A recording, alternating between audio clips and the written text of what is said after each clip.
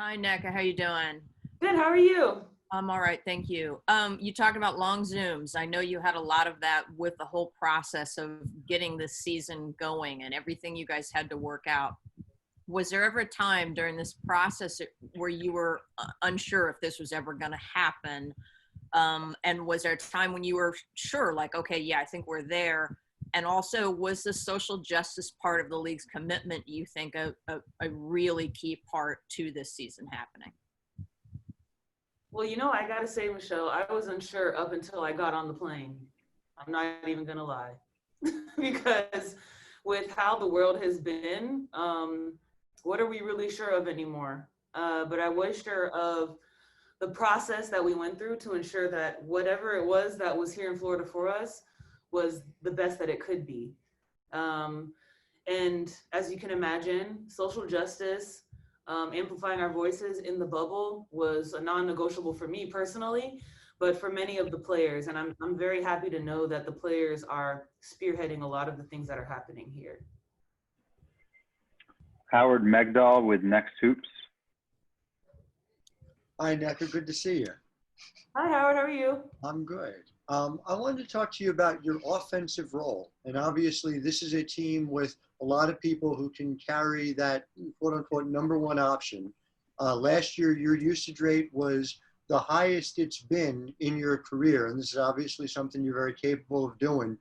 I'm wondering how you think that through and what that conversation's been like, obviously, with having a fully healthy Candace, but without Christy the way you would have expected or Shanae coming in, and how you think you relate to that larger role. I guess, I haven't really thought of my offense up until maybe just these few days that we've finally been able to practice together. But as I look forward to this season, health is my priority. And then of course, while we're out there, I just want to be able to be as efficient as I normally am, or even more so. That's a part of my game. So I pride myself on that a lot, while also understanding, I guess, the freedoms that I've kind of afforded myself with the journey that I've had as a professional to be able to be more versatile on the court, take more risks as a player, because I've been able to establish myself offensively. But really just to be honest, when it comes to my performance on the offensive end, I just can't dwell too much. And in a world right now where all we're doing is dwelling, that's going to be, it might be a little bit of a challenge, but not particularly because, as you said, of the support that I have from my teammates that are here with me now. I'm very excited to play with a very healthy team, with a very experienced team, and I look forward to seeing how these next few games go. Miriam Swanson, LA Daily News. Hey there, Nneka. Nice to see you. I guess wondering, are you missing Shanae, A?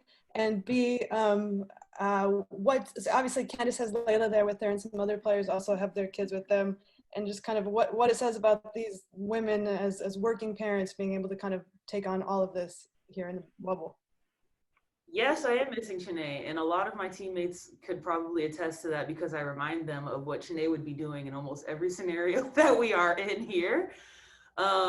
She's a bit of comic relief that we've had to supplement with Simone now, so I can imagine once they're both on the team, it'll be too much. But moms were certainly a priority for us as we were negotiating not just the CBA, but also what this season could look like.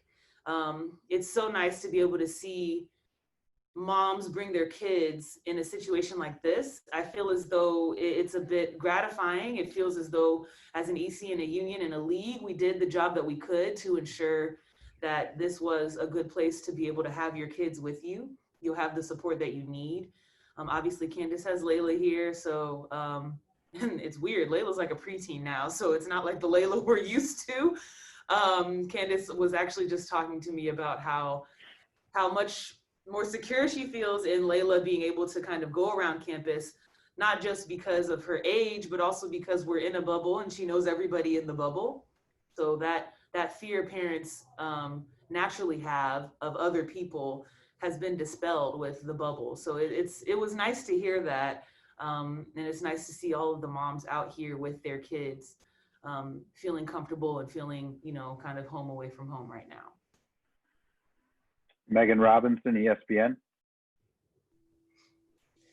Hi, Nneka. I hope you're doing well. Sort of getting off topic of basketball, but more about the social justice issues in the country right now and the work that Maya Moore has been doing.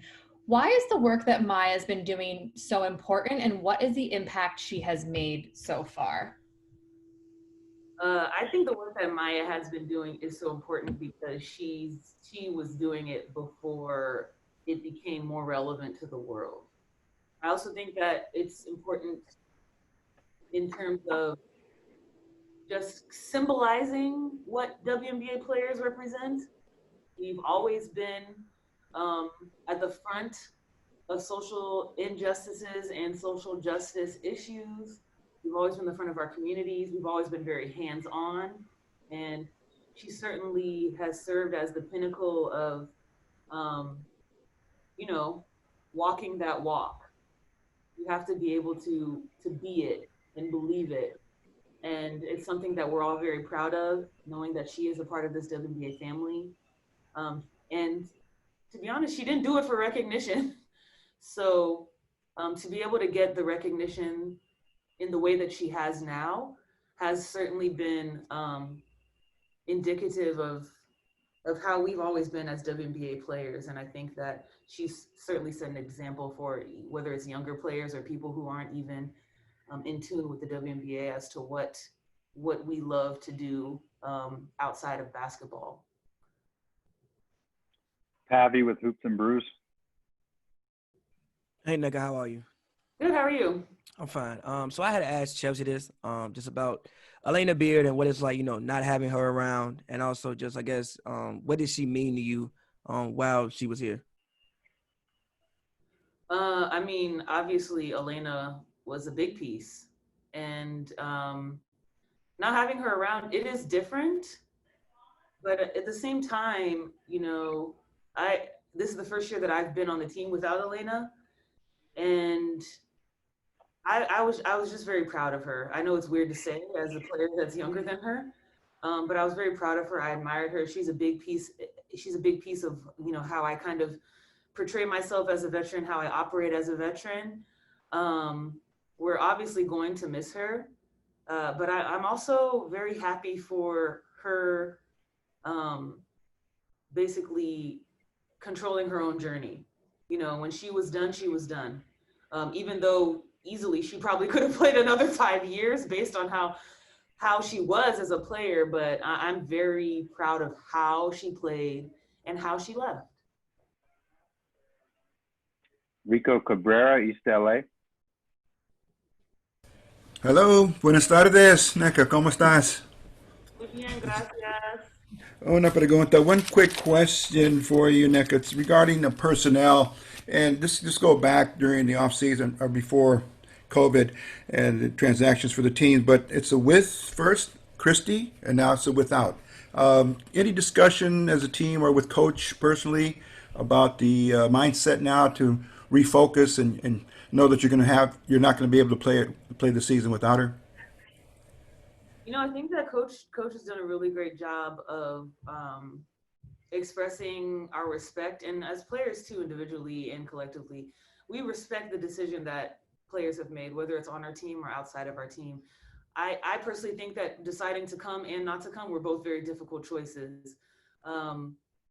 But at this point, we know who's here, and that's something that coach has done a great job of ensuring that we focus on what we have and where we're going in this bubble. And although Christy, the excitement around having her around was amazing, and in a lot of ways it still is because she's still on our team. But we had to respect where she needed to be at this moment, and obviously she's a part of the team, whether she's here or not, as well as Shanae. But we're rocking with who's here, and I'm sure she understands that as well. And hopefully we get to make her and Shanae proud. Brendan Clean with Forbes. Hey, Nneka, I'm just curious, because you all are in one place, as somebody who kind of led the negotiations to make this happen, does it give you a different sense of pride to actually see everybody participating in something that you negotiated, as you talked about earlier, so extensively to make it happen, to be able to see them all kind of enjoying and going through it this way? Yeah, it does. It really does. It was a journey to get to this point, and it still is. Not only do I have a sense of pride, more so gratification or gratitude, and seeing, what we have been discussing for so long manifest right before our eyes as we entered this bubble and we all arrived to Florida. But also there's a level of connection that I now have with the players that I haven't had before, even coming out of a CBA. And it continues to grow because I'm within arm's length from every player that brings up a concern, has a question, needs help. And most especially my executive committee.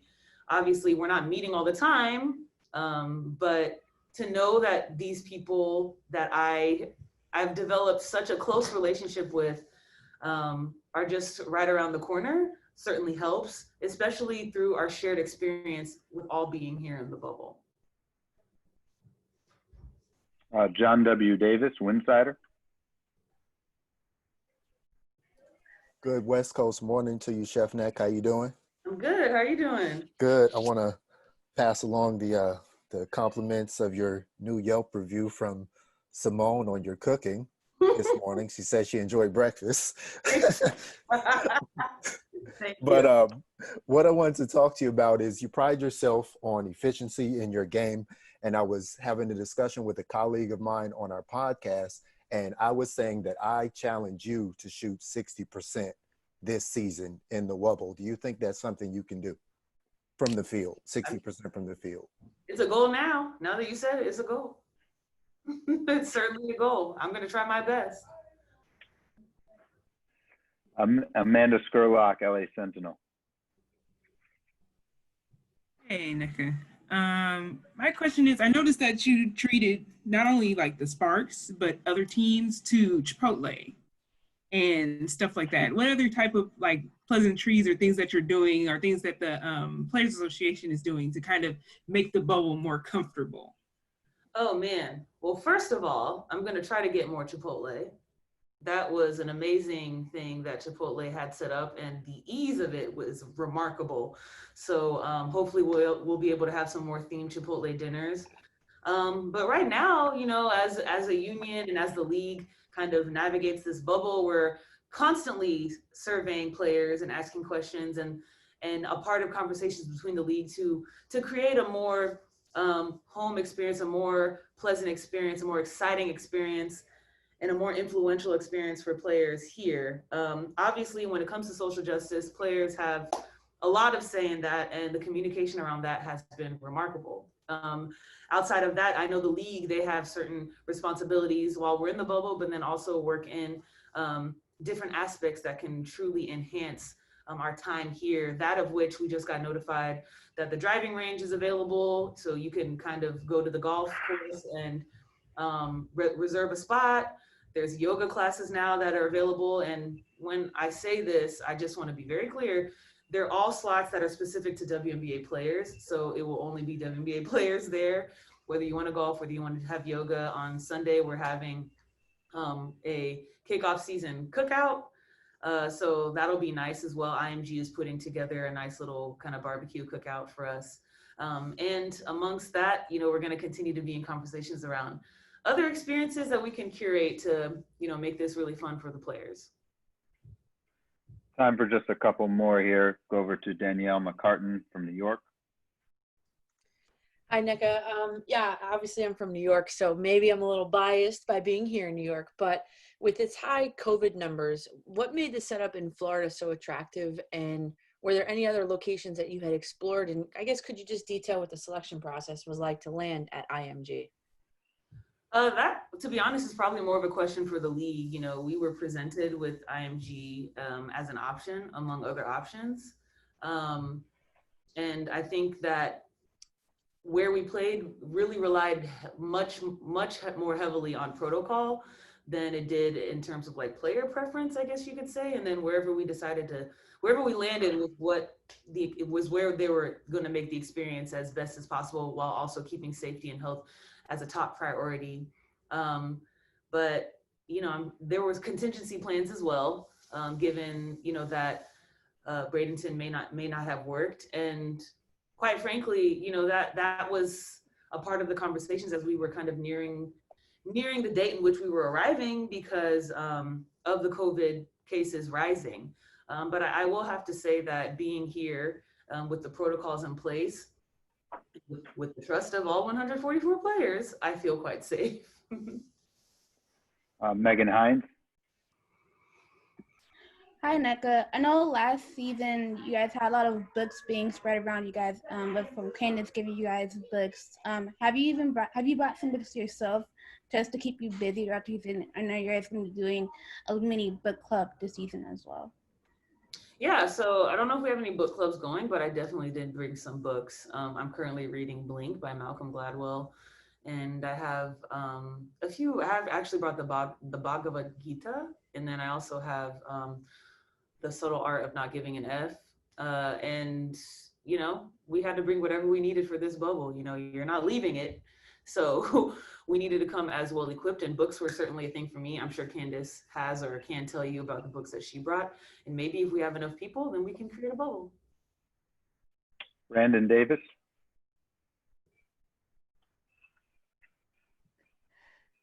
Good afternoon, Nneka. So recently I had a chance to speak with Satu Sabali of the Dallas Wings, and she's mentioned that you've just always been so open to her in any communication that you've had, and as well as some of the other rookies. So what does that mean to be, I guess, a vet that other rookies can look up to and have, those open conversations with you positively as they head into the start of their careers?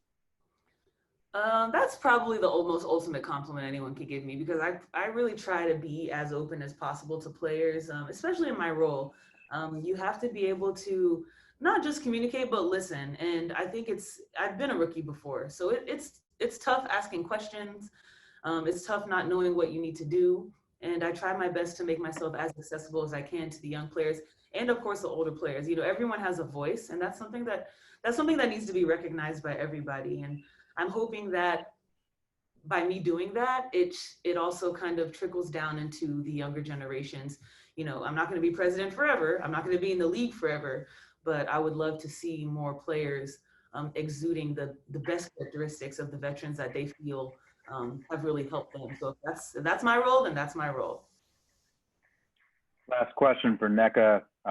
Go back to Pavi with H&B Media. Oh, my bad. I didn't lower my hand. I'm sorry. Okay. I see one more hand up. So last question to Howard Megdal. Awesome, thank you. And so just to circle back real briefly on the offensive side of things, we talked generally, you talked about 60% as now potentially a goal. Can we talk about the three-point shot? Because you took more of them last year than you have throughout your career. Obviously, it's going to be a little different than as expected without Christy there to take more of those. But I just wonder how you view that is that a constant part of your game? Is that something that is going to be an increased part of your game this year? Just wondering where you see it at this point. I guess right now I see my three-point shot as a part of my game. And to be honest, it'll increase if the shots go in. So I couldn't really necessarily tell you, anything other than I've been working on my three. I continue to work on my three as a shot that's a part of my game. And Fish has certainly given me the confidence in knowing that. And I think that I just want to play as naturally as possible. I don't want to do anything outside of what I know or what I know can really help the team. And right now, the three-point shot has now kind of evolved into my game. So I anticipate, obviously, continuing to keep that in my repertoire.